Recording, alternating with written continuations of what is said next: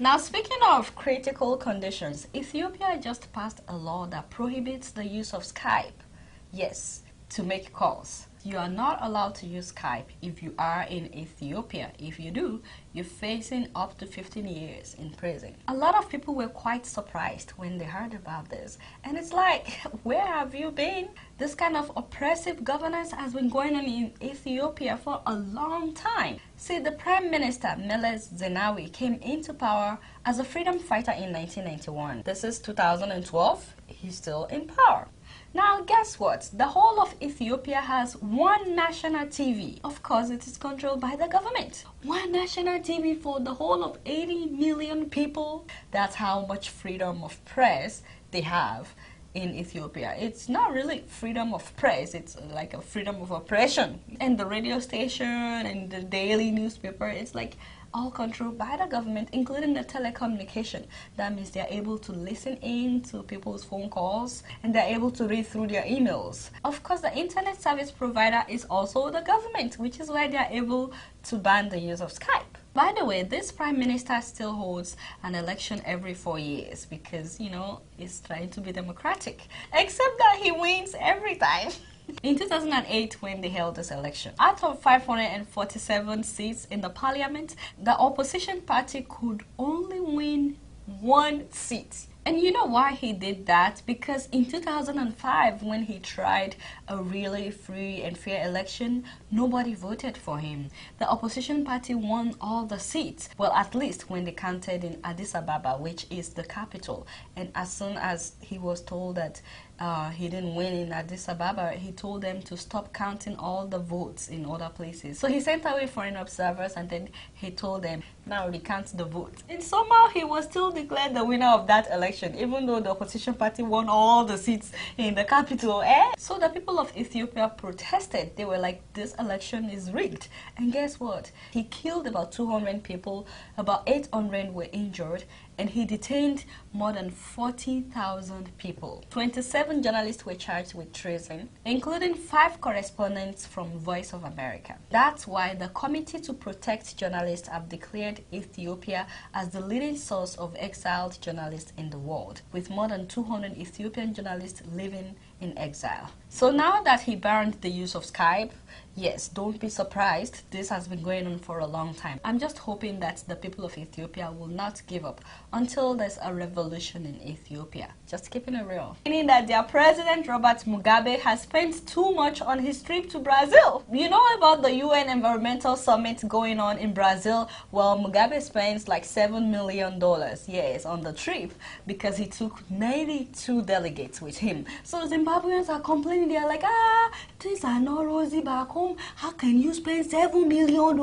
on a trip to Brazil and take 92 delegates for what? It's like, what are they going to do? I said, it's true. You know, the people of Zimbabwe have the right to complain. $7 million for a country like Zimbabwe, that is a lot of money, considering the fact that this country has, you know, practically gone bankrupt. But you know, I told my friend, I said, what have you seen? You have not seen anything. You know, Nigeria is called the giant of Africa. And you know, because we are the giant, we have to outdo everybody in everything. I said, look at you. Nigeria sent 116 people as delegates to this same UN summit in Brazil. He was asking me, he said, 116 people. What are they going to do? I said, you are asking me. I don't know. I don't know what they're all going to do. Apparently, we have the most delegates, you know, of all like 300 countries that are represented. Yeah, Nigeria has the most delegates. I said, that is why we are called the giant of Africa. We like to delegate everywhere we go. It's like, we are there, you know. And this is happening just a few months after our president vowed to reduce the cost of, you know, traveling overseas for all these summits. Yes, to say the truth, he reduced it a little bit because the last time they went to the UN summit, it was like 130 something people. So this is actually a reduction, you know, by 10. You know, I sat down to think. I said, why are they so much interested in going to this Brazil? And then I was like, Brazil, that is where all the crazy carnivals are happening. Brazil.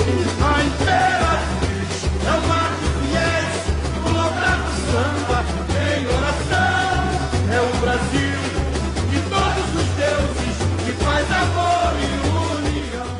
Meanwhile, things are not okay back home. Suicide bombing is now becoming an everyday occurrence, you know. All these bombings, student rioting, gunmen attacking. It's like, what is going on in Nigeria? It's like, nowadays we're all over the news. Last Sunday, 3 churches were bombed in Zaria and Kaduna. I'm talking about Ekwa Church, Catholic Church, and Shalom Church. More than 100 people were killed last weekend. And before you start asking me what our government is doing about all these things that are going on back home, remember that half of them are in Brazil giving speeches, yes, and looking good. They act like the world doesn't know what's really going on. And the remaining half back home, they're still fighting over the remnants of the $720,000 bribe.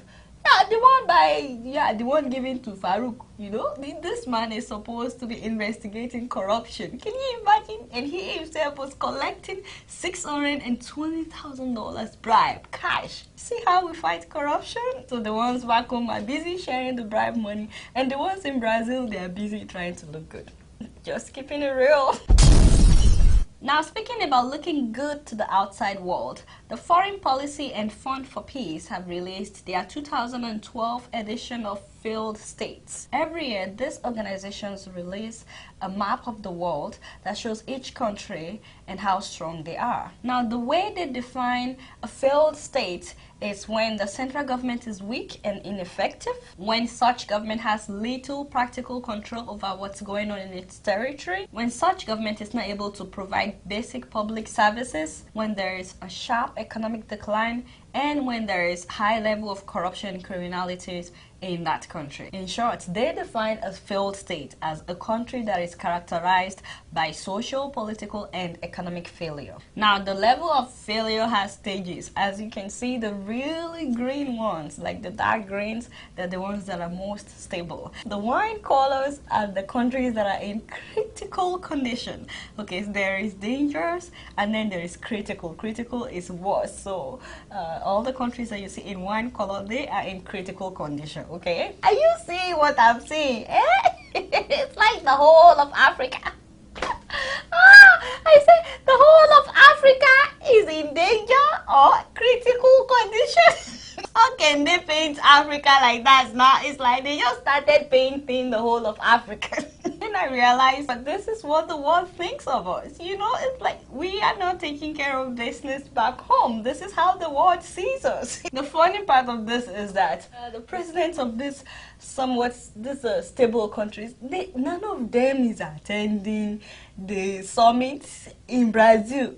Honestly, Obama is not there. The Prime Minister of UK is not there. The Chancellor of Germany is not there. Like the countries that are doing good, they didn't leave home to go to what summit that is going on in Brazil. It's the countries that are in danger or critical condition that are able to go to, you know, this summit in Brazil. It's like whenever I say something like this, I ask myself, does somebody show things like this to our leaders? Like, do they know this is how the whole world sees us? It's like, hey, somebody showing Mr. President maps like this. My point is, when will African leaders wake up and take care of business back home before going abroad to make appearances, you know, acting like things are rosy, when in fact we are in danger or critical condition?